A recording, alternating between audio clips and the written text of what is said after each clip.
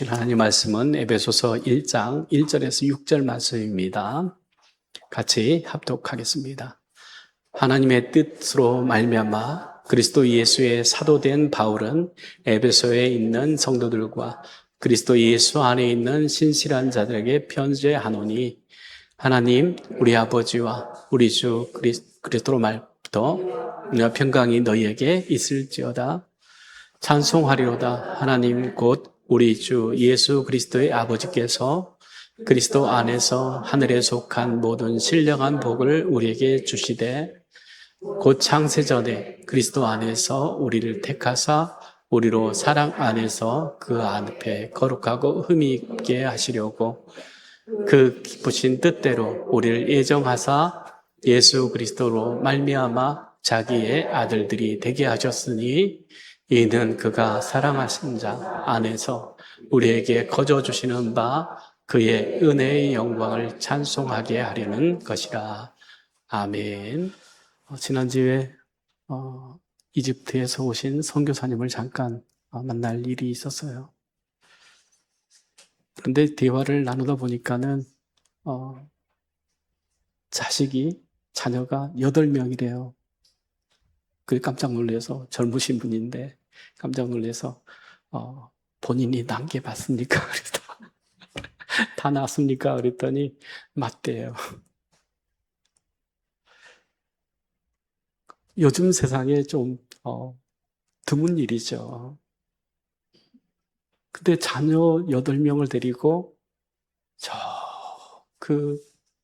이집트에 선교사로 나가 있다라고 할 때 얼마나 힘들고 어렵겠습니까?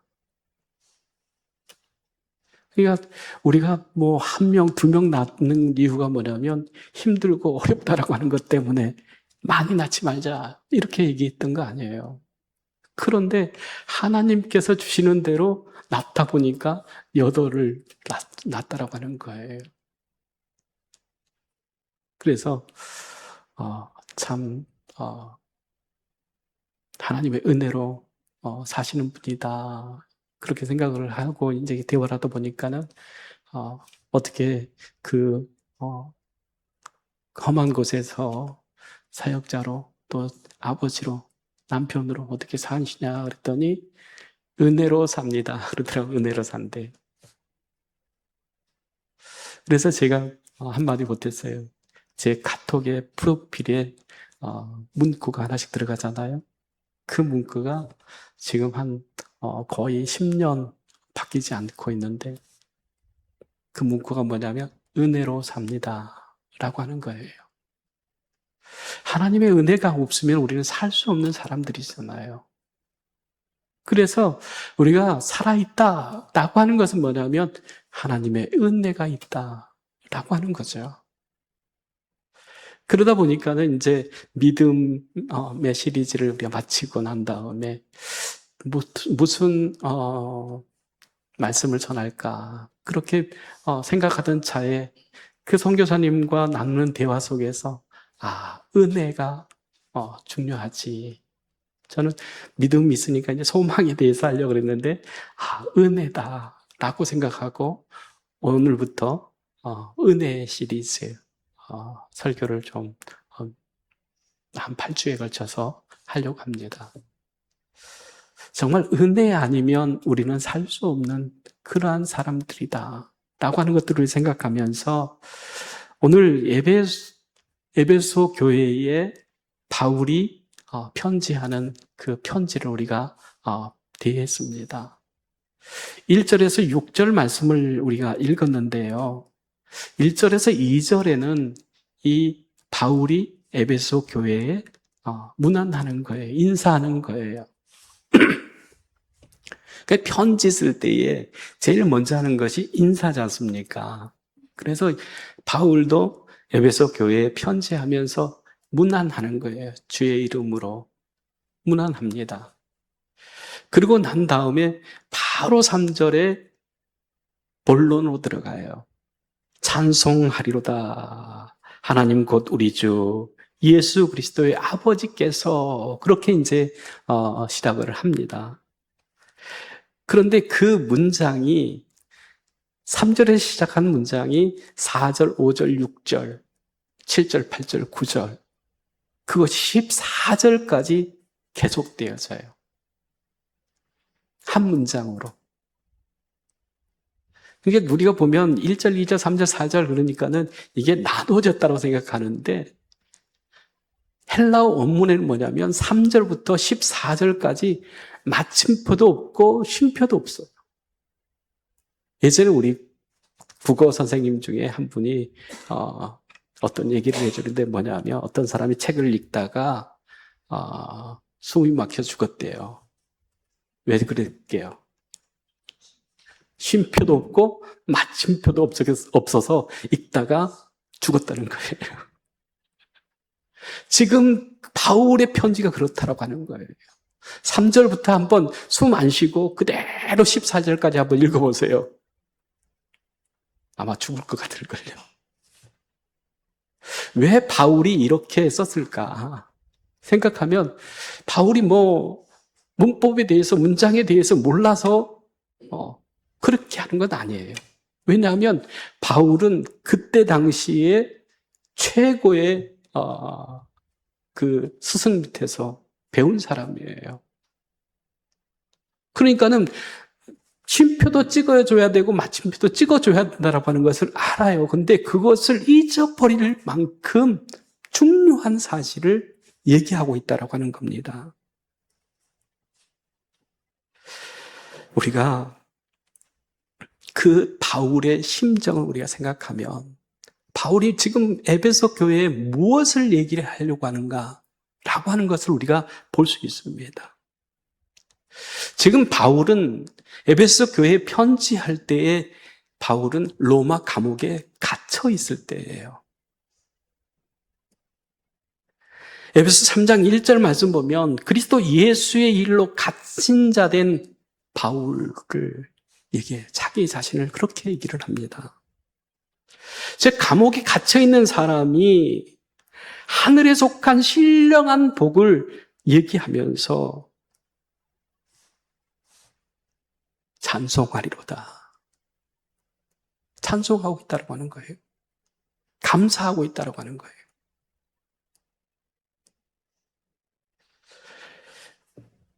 무엇이 바울을 그렇게 만들었을까? 라고 하는 그 질문은 조금 내려놓고요. 한 가지 질문을 좀 드리려고 합니다. 여러분 언제부터 신앙생활을 했습니까? 라고 물으면은 저는 모태신앙이에요. 그렇게 말씀하시는 분도 있고 또 저는 우리 친구 따라서 교회 가자라고 해서 교회 다니기 시작했어요. 또 저는 누구 아는 사람, 그 사람이 교회 가자라고 해서 그때부터 교회 나가기 시작했어요. 이렇게 얘기를 하는 사람들이 있고 더 나가서 뭐냐면 저는요 어느 부흥에서 또 어느 수련회에서 말씀 듣다가 어떤 목사님한테 말씀 듣다가 정말 내가 죄인인 것을 깨닫고 회개하고 그때부터 하나님을 나의 구주 나의 하나님을 믿고 그 믿음을 지키기 위해서 너무너무 핍박도 있었고 힘들고 어려운 일도 있었는데 그래도 그 믿음 붙들고 여기까지 왔어요. 이렇게 얘기하시는 분들이 있어요. 정말 소중한 말씀이죠. 그런데 이분들의 공통점이 하나가 있는데 그게 뭐냐면 주어가 나라고 하는 거예요. 내가 그렇게 얘기하는 거예요. 그런데 이것이 문제입니다. 내가 시작했으니 내가 끝낼 수도 있다라고 하는 생각을 하는 거예요. 내 결심과 결단으로 믿음 생활을 했으니 내 마음이 변하고 내 생각이 바뀌면 언제든지 그만둘 수 있다라고 생각을 한다라고 하는 겁니다. 그런 사람들은 어떤 순간을 맞이하냐면 기도가 안 되고 또 예배를 드리고 나왔는데 아무런 감동도 은혜도 없을 때에, 또 반복되는 죄로 인해서 정말 나가는 안 되나 봐, 그런 생각을 할 때, 아이, 끝내자, 그런 마음을 가질 수 있다라고 하는 겁니다. 그러면서 내가 정말 구원받은 사람 맞아?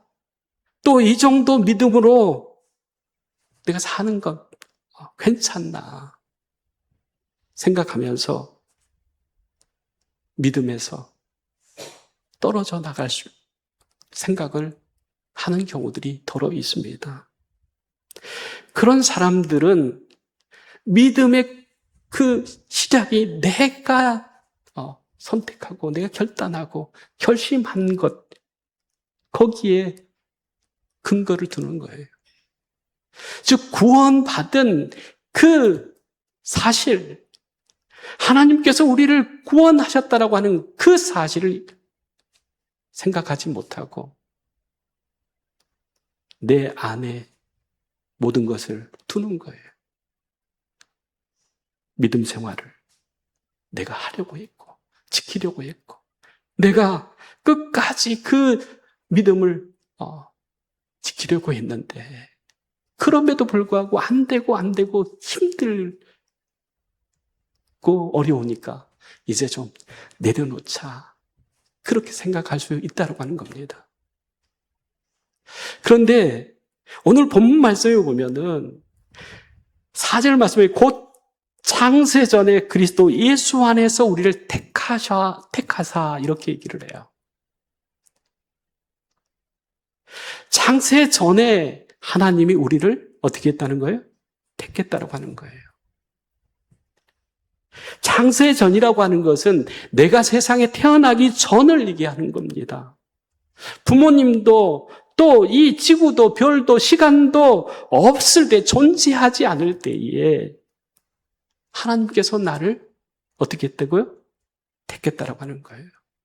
내가 하나님을 택한 것이 아니라 하나님이 나를 택했다라고 하는 거예요. 아무것도 없는 그러한 상태에서 하나님께서 나를 택하셨다라고 말을 하는데, 이 택했다라고 하는 것이 굉장히 중요한 의미를 가지고 있습니다. 헬라어에 지금 이 택하사라고 하는 것은 에클레오 네고마이라고 하는 것인데, 에클레오 마이라고 하는 것인데, 그것은 무슨 말이냐면 자기 자신을 위해서 무엇을 한다는 뜻이에요. 그러니까 이 말은 하나님이 나를 다른 누구를 위해서가 아니라 하나님이 자신을 위해서 택하셨다고 하는 거예요. 내가 하나님을 택한 것이 아니라 하나님이 나를 선택했다고 하는 거예요. 택했다고 하는 거예요. 그것이 하나님을 위해서라고 하는 말입니다. 예전에 그런 경험들이 있을 거예요. 뭐 게임을 한다든지 그러면 가위바위보 해가지고 편을 나누잖아요. 그런데 두 사람이 가위바위보 해가지고 이긴 사람이 그 많은 사람들 중에 택하는 것들이 있어요. 그리고 택할 때 어떤 사람 택합니까? 이 게임 할 때 내 편이 되면 도움이 되겠다 라고 하는 순서로 뽑는 거죠. 그런데 한 사람이 남았어. 뭐 뽑다 보니까. 그러니까 도움될 만한 사람들 다 이렇게 뽑고 이제 마지막 보니까는 한 사람이 남은 거죠. 이 사람은 뭐냐면 도움되지 않는 사람이에요.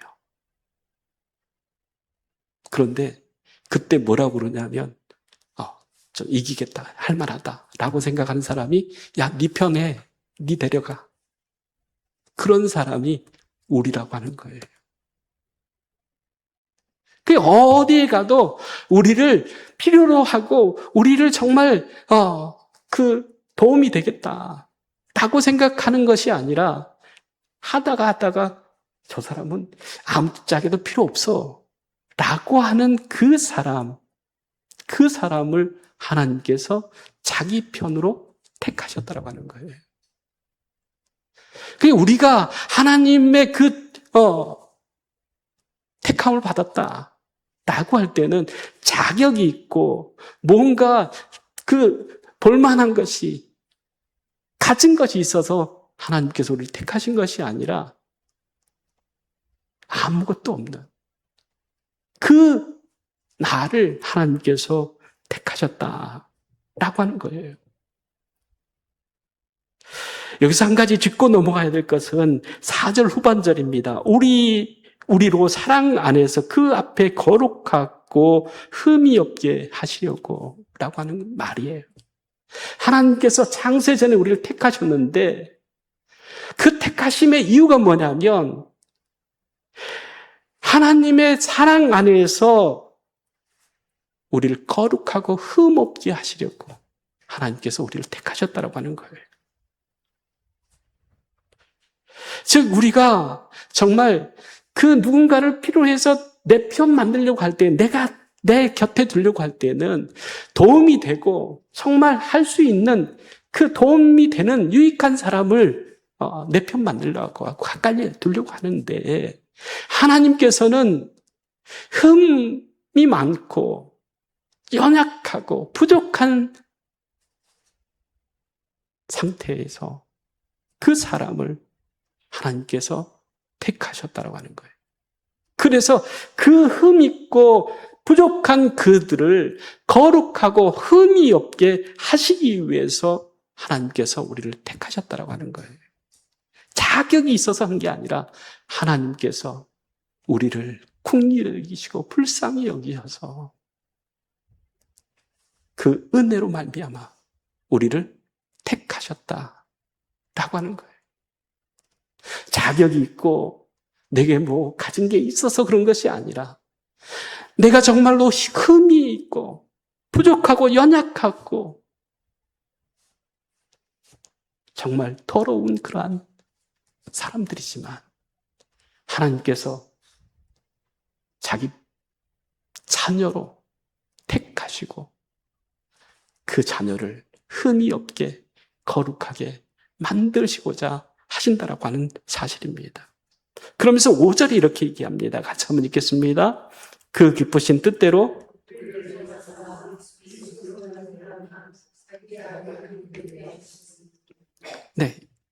부족하고 연약한 정말 더럽고 흠이 있는 그들을 택하여서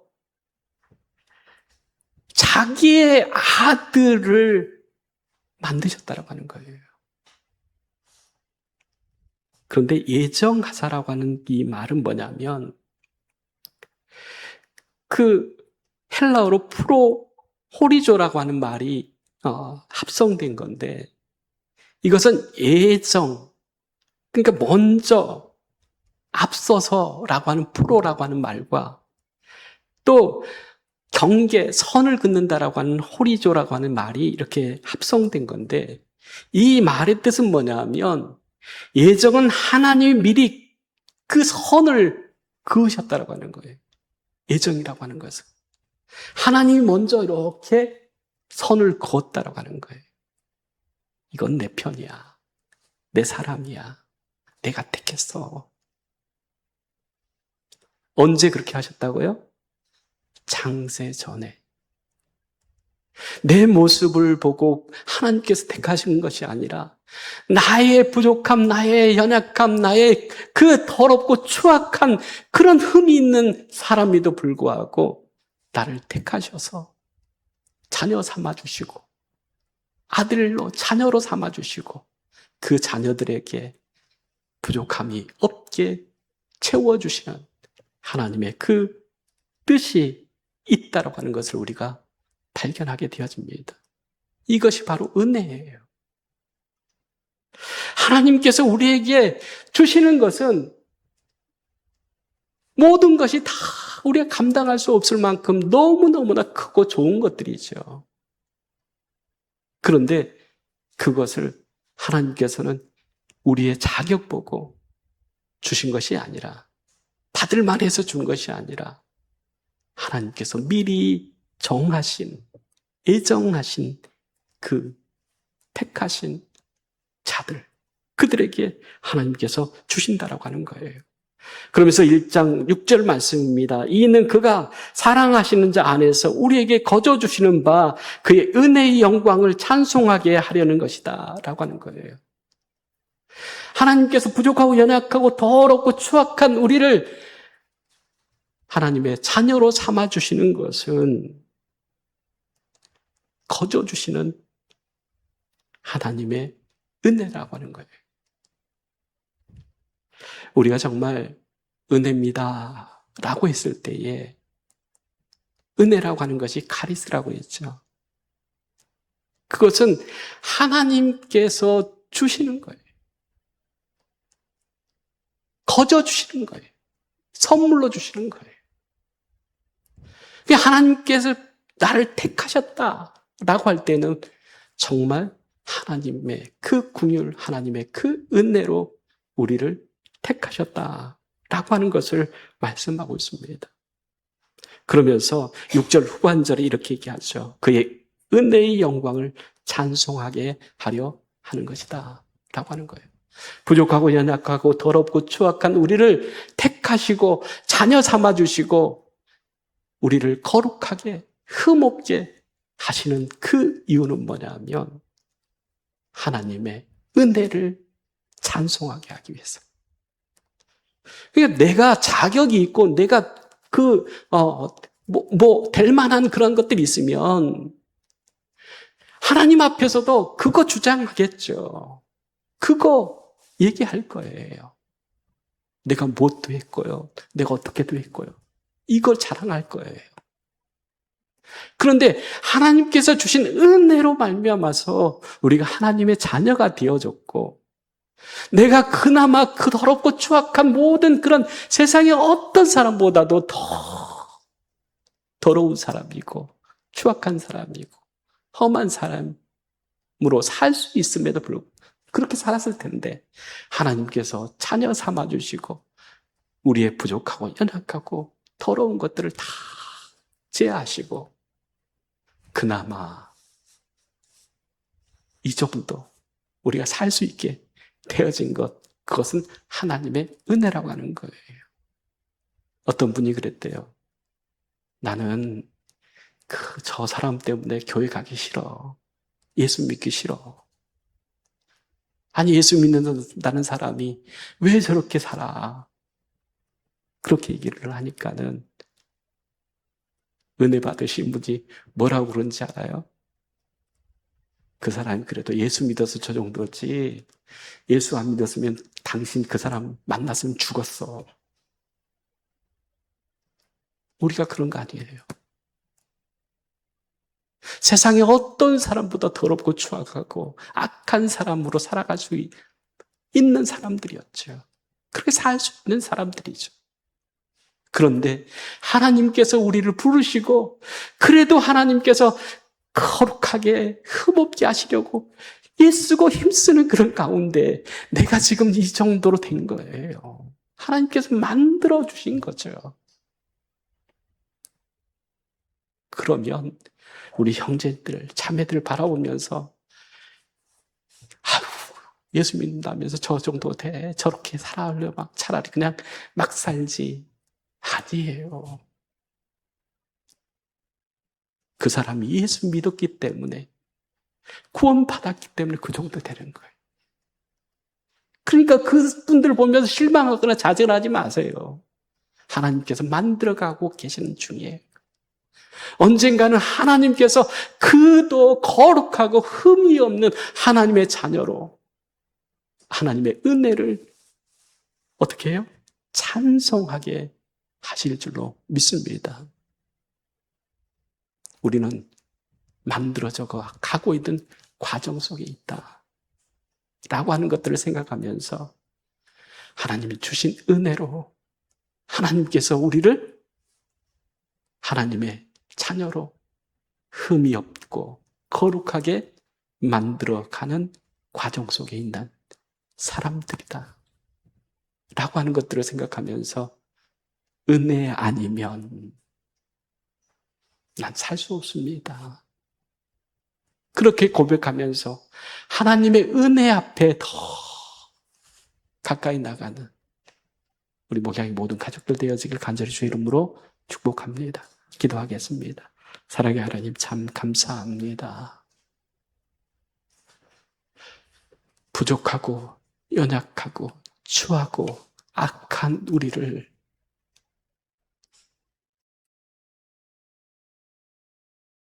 버리지 아니하시고 하나님의 자녀로 택하여 불러주실 뿐만 아니라 하나님의 은혜로 우리를 거룩하게 흠없게 만들어 가시는 하나님의 그 은혜가 우리에게 있음을 고백하면서